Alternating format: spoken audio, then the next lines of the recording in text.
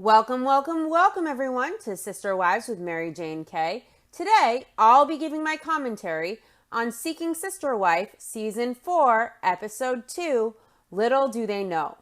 The episode starts with Danielle and Garrick, who have just picked up potential third wife, Leah, from the airport in LA.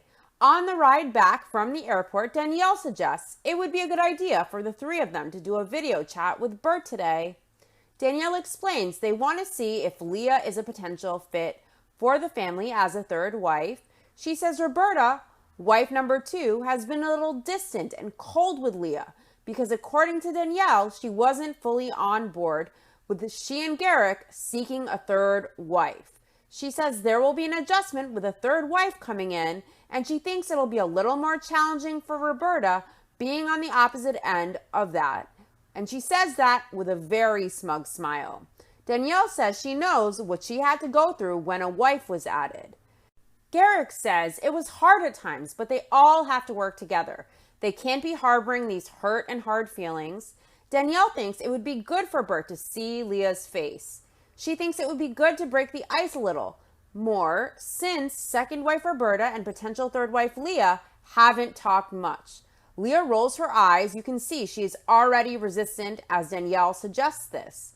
Leah says her relationship with Roberta is really rocky, and when they message back and forth, she feels she is the one always carrying the conversation. Leah will ask Roberta about herself, and she will answer the questions, but she never asks Leah what she likes to do, about her son, about her work. Leah doesn't know if it's the language barrier or if Roberta just doesn't like her. The Merrifields rented an Airbnb to spend some time together and to get to know Leah. Garrick pulls Leah's luggage, walking behind the girls, and Leah jokes that Garrick just wants to see some booty. Garrick thinks Leah is funny, and Danielle agrees. She's hilarious. One of Danielle's favorite things about Leah is her sense of humor. Garrick says Leah is very bold and very driven. Danielle says Roberta is a bit more reserved and collected. And Leah is a 180 from Roberta for sure. Danielle is excited to get to know Leah better, but she is also nervous about Roberta feeling jealous and insecure. She knows it's hard for Roberta, wishing she was in the US before adding another wife. And Danielle says she is definitely considering all of Roberta's feelings in all this and how this affects her. Danielle tells Garrick she is nervous about the video call and she hopes it will give Bert some confidence about moving forward, seeing Leah's face, feeling her demeanor out. Danielle says it's important to herself and to Garrick that all the wives get along, and she doesn't think they would feel comfortable in adding a third wife if Roberta didn't connect with Leah. Danielle thinks the worst case scenario for this trip would be if they can't get along. Next up are a new couple, the Epps family of Orlando, Florida, Taryn, Marcus, and India. Marcus, 36, is married to first wife Taryn, 38, and India is Marcus's fiancée. They have been living a polygamous lifestyle for the last 2 years, and Marcus and Taryn met in college. She was a junior and he was a freshman. One of the girls Marcus was sleeping with was Taryn's really good friend, and he saw Taryn's picture on this girl's wall in her bedroom, and when Marcus wants something, he says he's going to try and get it. 5 months later, he announces, Taryn gave him her virginity. Marcus is an elected official in the town where he grew up in Euclid, Ohio. Already red flags. I would never trust any type of politician at all whatsoever. He says life is interesting these days with flying back and forth between Florida and Ohio since his family stays in Florida for the winter. Living a polygamous lifestyle affects Marcus's profession a lot. One of the hardest parts for them was the idea that Marcus is some deviant or that something is wrong with him because he lives this lifestyle. The idea that they are doing something wrong by living this lifestyle, and Marcus has to face that a lot in his career. But Marcus loves the lifestyle and he is committed. Marcus and his first wife Taryn have been together for 11 or 12 years. Marcus was doing things a married man shouldn't do. Marcus and Taryn were not in an open relationship. There was no understanding that Marcus was allowed to go out and have other women. Marcus says he was not allowed to go out and be juggling 5 to 10 women. but I guess he did. Taryn says she thinks that Marcus took advantage of the fact that she was so understanding and laid back and cool, so she got to a point where she needed to know if their relationship could go on, and so she decided she would move out with their daughter. Marcus says Taryn wanted to know if she could make it without him, and Taryn says she wanted to know if she could forgive him. Marcus says during that period of time, he met India. India is 30. She met Marcus when she was downtown having some drinks with friends. He looked great and he was the right height for India. She doesn't like super tall guys. Marcus says he and India have been inseparable ever since. Taryn was gone from the home for a little over a year, and they began to have conversations about getting their marriage back together. And at the same time, Marcus was engaged to India. Taryn thought, F that for real. And Marcus thought, wait a minute, he wants to keep her, but he wasn't willing to let India go. When Taryn moved back into Marcus's house, she felt India had to go. But then she met India and she gave it a month or two, and by then Taryn knew India and she liked her. So when Marcus brought the idea of polygamy to her, she felt that it made sense for them. Taryn likes the fact that she can have a relationship and love another person without it being a relationship that threatens her marriage with Marcus. Marcus brought the idea of polygamy to India, and at the time, she wasn't interested in even trying it. But Marcus was persistent, and she realized how much she loved Marcus, so she decided to try. They have growing pains just like a regular relationship, but she and Taryn get along great, and so the dynamic works for them, and people have to do what works for them and not necessarily what society tells you should work for you.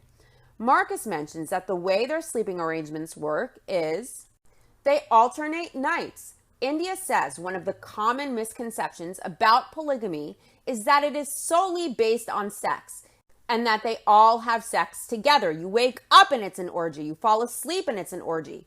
But little do they know. Taryn says they are trying to build a family.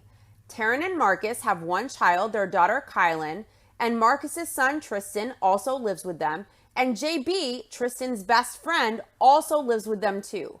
Marcus announces to all the kids and his wife and fiance that tonight he is going on a date with Bina. Marcus met Bina 12 years ago. She lives in North Carolina. She is a hairstylist and she runs her own salon, and she has a 5-year-old son. They never considered bringing Bina into the family, but Bina reached out to say she wanted to be a part of their family.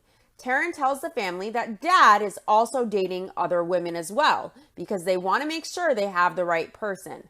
Marcus asks all the kids how they feel about him doing that. They like Bina. Taryn asks them if they think it will be too crowded, and the kids don't think so. Taryn says it would suck if Marcus hits it off with someone and they don't feel comfortable or safe or anything like that, because then they would have to move on from that person because they don't want to mess up what they already have. I have many thoughts on this. First of all, never trust a politician. Second, I think Marcus is just trying to have his cake and eat it too. I think it's disgusting how he proudly announced that he took his wife's virginity on a reality show, and he saw her picture on the wall of another girl's room that he was hooking up with, and he mentioned when he wants something, he tries to get it. This guy is gross to me in every way. I think he has a huge ego. He had a wife and a child, and you can tell Taryn is dedicated and invested, and she tolerated him cheating with multiple women. Then she left and went back, and he was engaged and wanting to keep her, probably not to pay alimony and child support, and he wants to keep his fiancée as well. So he suggested polygamy. And both women are tolerating this, not because they want the lifestyle necessarily, but to keep this shitbag loser who is now not only going to date a woman who wants to be with him, but other women as well at the same time. If you look at India's face during the confessional scenes, I really don't think she looks happy about the lifestyle. I think she just feels like she loves Marcus, and love makes you do stupid things. That's just my opinion though. None of them are into the lifestyle. Marcus suggested it, so he can keep both of them without being accused of cheating and also date many other women. So nothing has changed with him other than him finding a way to keep things as they are for himself as the women stomach it. I don't think the women are invested in the lifestyle. They just think they love Marcus. I will say this though, it's nice that he takes care of his son and he took in his son's best friend as well. That part I appreciate, but never trust a politician. He found a way to politic and to get these women on board and continue being a man whore. And for him, it's a variety. For the women, it may be about family. But for Marcus, I think he likes variety, and I think that's his main concern. He's very into women. And he seems also to be incapable of being faithful in a monogamous relationship.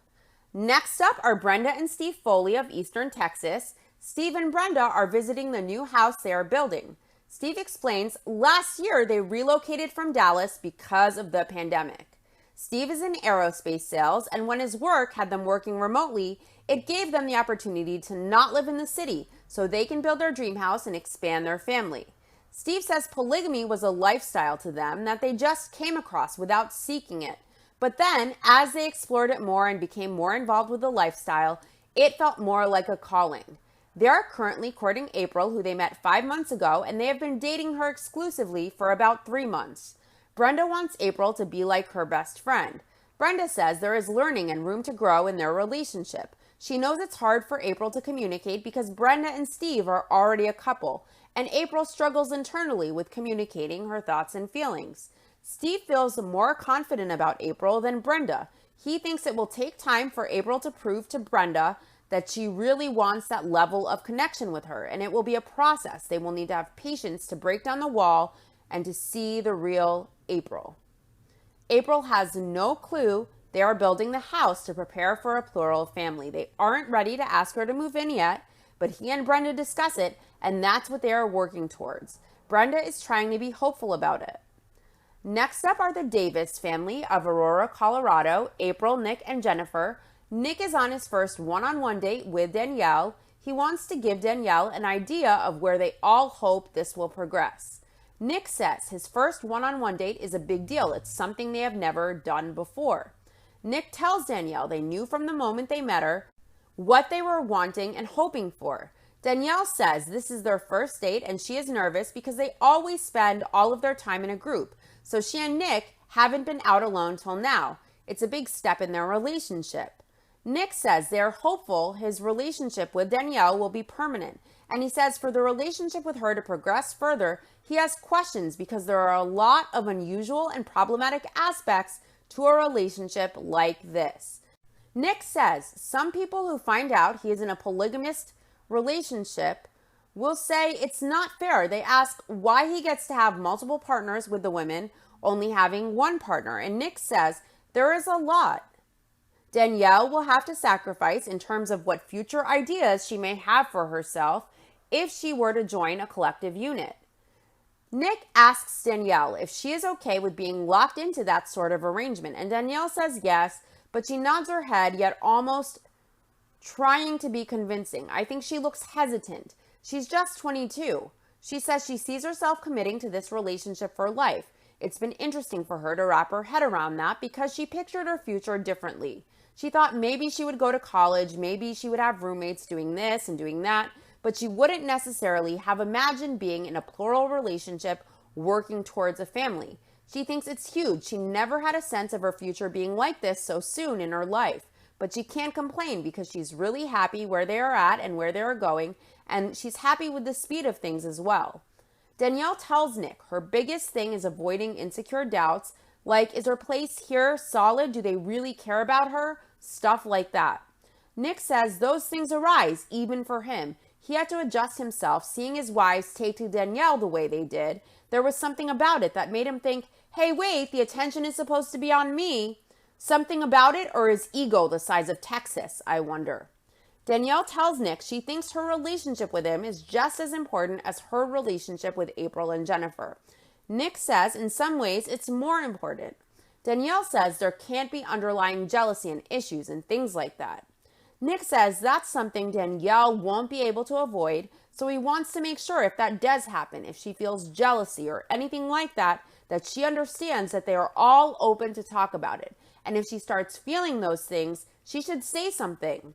Nick says he will be interested to see how Danielle handles a crisis, because Danielle seems all for it and like she has complete optimism, and it's a beautiful thing. But Nick hopes that's balanced off with some pragmatism. Nick asks Danielle back to the house, and he's excited to take her back to the bedroom tonight for some one-on-one time. It's a first step for them, so it's definitely taking their relationship to a level or place they haven't gone before. He thinks things are getting serious. Danielle wants to have sex with Nick tonight. She's excited but nervous too. She hopes April and Jennifer are okay with this. Back to the Foleys of Eastern Texas, Steve, Brenda, and April are going to check out a winery they have been on casual dates, and this is special and different, and Steve is excited to go out with both of the women. Steve says his relationship with April is going well. They have chemistry. It's a young relationship, but you can tell there is something more there, Steve says. April says Brenda has wanted to go to the winery for a while, and when she thinks about being a sister wife with Brenda and Steve, today is how she imagined it would be like, with all of them always together. April says the relationship with Steve is great, but the added bonus of somebody that knows Steve so well that she gets along with as well is natural. Steve says when they start courting someone, they always do it together the first few dates. Steve and Brenda always go together because they are looking to see if there is that connection and if that person can fit into the existing relationship. It's a learning process for them. Steve says there aren't guidelines or rules when they are dating somebody. There are no must do or must not do's. Steve says you have to communicate and respect each other. And if you do that, then there doesn't have to be rules because you all understand you are all in it for the same reason. Steve says intimacy boils down to, is this a serious relationship? The whole time Steve is talking on the confessional couch, Brenda has pursed lips and she looks really pissed. She is not saying a word, by the way. Steve says it isn't until they are all comfortable with it being a serious relationship that intimacy gets discussed. The producer asks Steve if he and April have had sex together, and the answer is yes. Steve says it's great to sit with these two beautiful women and laugh and have fun and to look into their eyes and see happiness between everybody there. It feels special to have those moments. Steve, April, and Brenda go on a walk to check out the sunset at the winery. Brenda is cold, so she goes inside as April and Steve walk alone. Steve says up until this point, he and April haven't had much alone time, maybe an hour here or an hour there, so the few one-on-one moments they get are very important and special. April and Steve kiss, and April says showing Steve affection or getting affection from him now feels more natural versus in the beginning. Whenever Steve would touch her hand, she would pause and wonder, is this okay? But now April doesn't think twice about it. Steve says at this point in their relationship, he does love April. He can tell there is that emotional connection and level of feeling between the two of them that it has gone to love. When Steve says that in confessional with Brenda, Brenda looks like she is about to cry, holding back the tears.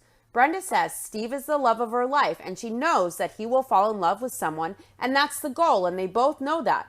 But sometimes it can be a little bit hard with wondering if Steve loves April more than her, and she wonders, will Steve stop loving her? Brenda says it's hard, and she hopes it will be worth it. Back to the Davis family, Nick's wives are waiting for Nick to get home, and they want to see how this date went. April says letting Nick go have one-on-one time with Danielle means they have developed that confidence and trust in Danielle that they aren't just having her waste Nick's time, because Danielle is really serious about it. April is hopeful, and Jennifer is too, that things will work out. They like Danielle, and they know Nick likes her a lot too. April thinks Danielle is moving at a good pace with them. She says the pace Danielle seems to want to go too is the same pace they want to go, and it's flowing really well. April says Danielle's personality goes well with theirs, and them all being able to get along together will help Danielle and Nick to be stronger. April thinks Danielle and Nick going on a one-on-one date will seal the deal even more. Nick gets back with Danielle, and Jennifer says she and April were both excited because that means things are going smooth. April says it makes her happy to see Danielle come home with Nick, so happy and excited because if it didn't go well, then it wouldn't work out with Danielle being a part of the family. Jennifer says she and April are excited that Nick wanted to spend the night with Danielle because it means that during the date they had a connection and they trust Nick's judgment. And if both he and Danielle are comfortable and they want to do that, then Jennifer and April are open to that. April says they always make sure they're in a separate bedroom in a separate area of the house when Nick is doing his thing. Jennifer and April will just stay in the guest bedroom to give Nick and Danielle their privacy. Since it's their first night, they will give them the whole night together. April thinks they look cute together. Next up are the Merrifields in LA with Leah, potential third wife. They are calling Roberta to video chat. Garrick says when it comes to Leah, Roberta is dealing with some jealousy. Danielle says they would like to do the video chat so Roberta feels like a part of the courting and dating process, and so Roberta knows it's important to them how she feels. They call Roberta together.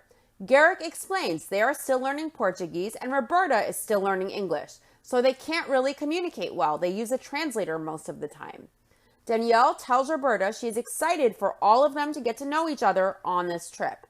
Danielle tells Roberta it's hard for her not being there with them, and Roberta agrees, and she starts crying.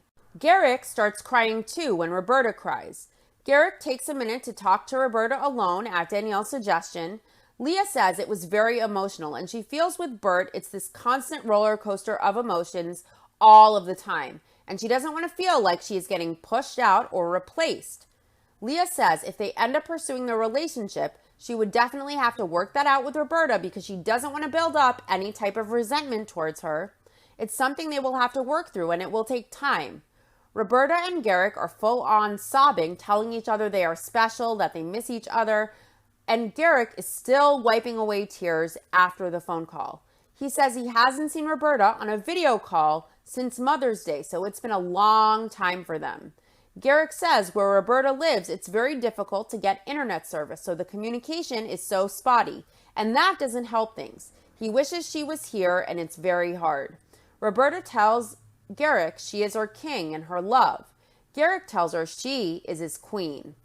Leah and Danielle are outside talking as Garrick is talking with Roberta. She says she is new, and she feels guilty spending so much time with them, while Roberta doesn't get to spend that time, and it makes her feel bad. She doesn't want them to start having issues with jealousy between herself and Bert. Leah tells Danielle she has always felt like Roberta didn't like her or like she wasn't trying to get to know her. She says every time they would text together, Roberta was very short with her. She never asked her what she likes to do or any of the basic questions you ask a person when you are trying to get to know them. So she felt like subconsciously Roberta was jealous. Leah asks Danielle if her relationship with Garrick depends on whatever he has going on with Roberta. She asks Danielle if they will have to slow down because Roberta is not here, and she asks Danielle how that works. Danielle says it's a very good question. She has started questioning if it was the best time to start looking for a third wife. Danielle says when they first started living, plural, she dealt with a lot of jealousy with Roberta, but Roberta has never been put in a position to feel that. She says there are so many things with Roberta still, and adding a third wife, she could see that being a battle for Roberta to deal with. Next time on Seeking Sister Wife, Sidian and Tasha are back. Sidian says they are a plural family and they are seeking their next sister wife. Ariel is a Filipina woman who Sidian has been dating long distance. He wants to meet face to face, but he kind of has this feeling that maybe this is too much for her. Danielle tells Nick she likes him a lot. She really does. And Nick tells her he hasn't had much time to talk with April and Jennifer about everything. He says it's important for them to make sure they strategize about going forward with Danielle. Danielle tells Leah as much as it's hard for Roberta, she needs to be able to have her relationship with Garrick too. Danielle says they need Bert to be 100% on board. Leah tells Garrick and Danielle that she works for 8 to 12 hours and she doesn't feel she should have to come home and do laundry.